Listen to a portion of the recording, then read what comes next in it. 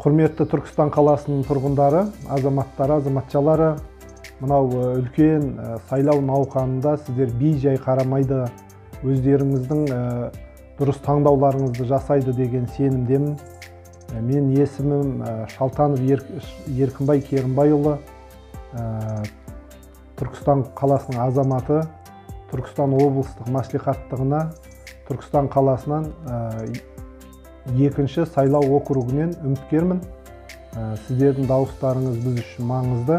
Өйткені қоғамда болып жатқан әрбір мәселелер болсын, әрбір проблемалар болсын, әрбір жағдайлар болсын, ол біздің азаматтық парызымыз. Біз осы сайлауда қарапайым халықтың бірімен біз бей-жай қарамай сайлауға барайық, сайлауда өз таңдауымызды жасайық. Мен сіздерге өз таңдауларыңызды дұрыс жасайды деген сенімдемін. Рахмет.